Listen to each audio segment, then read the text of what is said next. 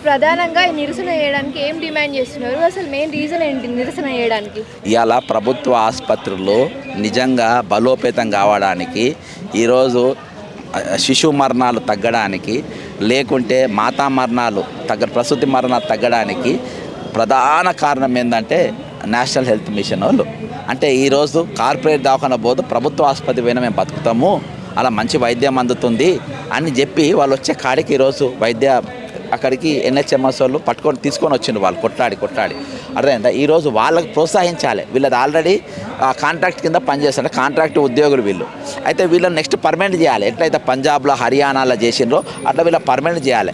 Permanent చేయకుండా ఇంతమంది మీరు సేవ చేస్తారా, ఇంతమందికి మీరు ప్రాణాలు కాపాడతారా, కాబట్టి వీళ్ళు నడుస్తే ఈరోజు నా అపోలో దాకా నడవది, నా యశోద దాకా నడవది, మా వేరే ప్రైవేట్ హాస్పిటల్ నడవయి, కాబట్టి ఈరోజు కిమ్స్ దాకా నడవయి, కాబట్టి అవి పడిపోవాలంటే ఈరోజు అవి పెరగాలంటే మళ్ళీ ఏం చేయాలి? ఇంట్లో వీళ్ళు మంచిగా పని చేయొద్దు. కాబట్టి వీళ్ళని కాంట్రాక్ట్ ఉద్యోగులను ఏం చేసింది, తీసుకొచ్చి మళ్ళీ అవుట్ సోర్సింగ్లో పడేసింది. అంటే ఈరోజు వీళ్ళు దేనికోసం పోరాడాలి, దేనికోసం కొట్లాడాలి? ఈరోజు కాంట్రాక్ట్ అంటే ఇప్పుడు అవుట్ సోర్సింగ్ అంటే కమిషన్ కట్ చేసుకుంటాడు, ESIలు కడతా అంటాడు, ESI కట్టాడు, PF కడతా అంటాడు, కట్టుకోడు. బయట అంటే కమిషన్ ఏజెంట్ల చేతుల కింద పెట్టిండ్రు. ఇప్పుడు ఇంతకుముందు ప్రభుత్వం కింద ఉంటే వీళ్ళని తీసుకుపోయి ఇప్పుడు అవుట్ సోర్సింగ్ వాళ్ళ కింద పెట్టిండ్రు. కాబట్టి అంటే ఇప్పుడు జీతాలు 3 నెలలకు 6 నెలలకు వస్తాయి. ప్రతి నెల వచ్చే జీతము 3 నెలలకు 6 నెలలకు వస్తుంది. కాబట్టి ఈరోజు ప్రోత్సహించే బదులు మా తెలంగాణ NHMS బ్రహ్మాండంగా పనిచేస్తున్నారు. ఈరోజు వీళ్ళు ఆపరేషన్లు చేస్తారు, ఆపరేషన్ థియేటర్లలో పనిచేస్తారు, సెక్యూరిటీ గార్డులో పనిచేస్తారు, డాక్టర్లకు వెళ్ళి ఈరోజు పేషెంట్ల వరకు అందరూ కూడా సేవలు అందిస్తారు. కాబట్టి ఈరోజు వాళ్ళని పక్కన పెట్టేసి వాళ్ళని ప్రోత్సహించే బదులు ఈరోజు వాళ్ళని నిరుత్సాహానికి గురి చేసుకుంటే ఈరోజు మీరు చేస్తే ఎంతవరకు కరెక్ట్?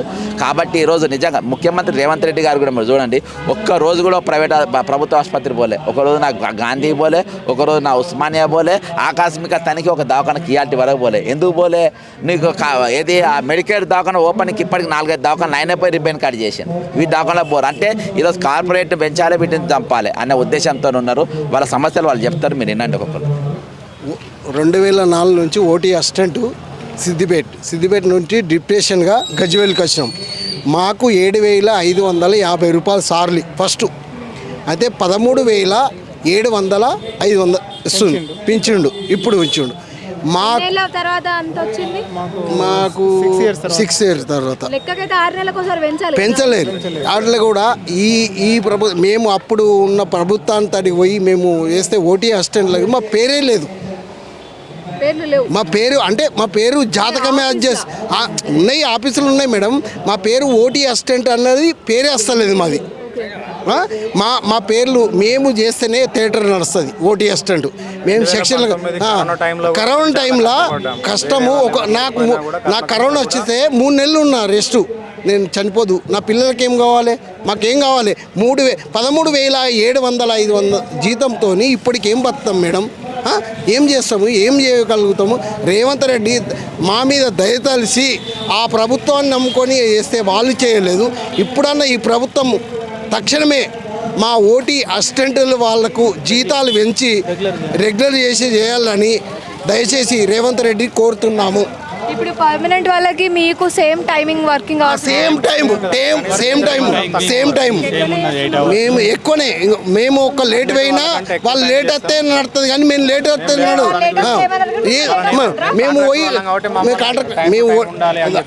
మేము ఆడికి పోయి అన్ని కేసులకు రెడీ పెట్టుకోవాలి.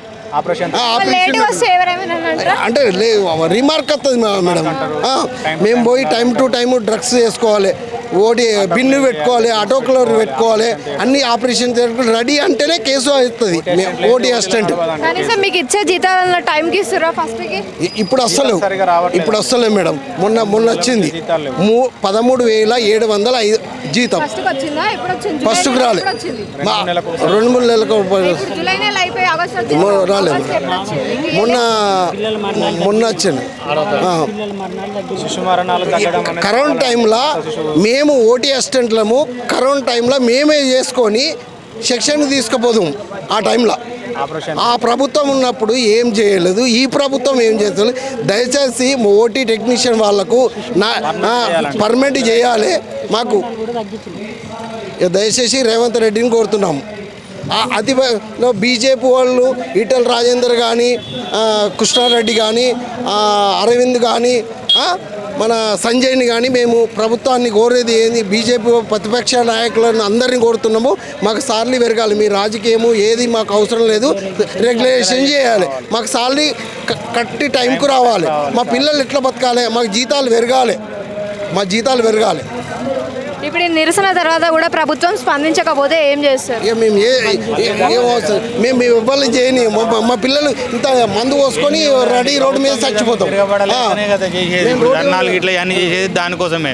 మేము ఏమైనా చేయదలుచుకుంటే ఇప్పుడు గవర్నమెంట్ జాబ్ నుంచి తీసేసారు అనుకోండి, మా భార్య పిల్లలు అందరు రోడ్లో పడాల్సి వస్తుంది.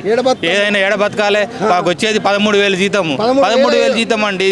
నిన్నగాక మొన్న మేము 2012 నుంచి చేస్తున్నాము NHMలో స్పెషల్ డేటా ఎంట్రీ ఆపరేటర్గా. కరోనా టైంలో ప్రతి ఒక్కటి రిపోర్ట్ అయినా మేమే ఇచ్చినాము.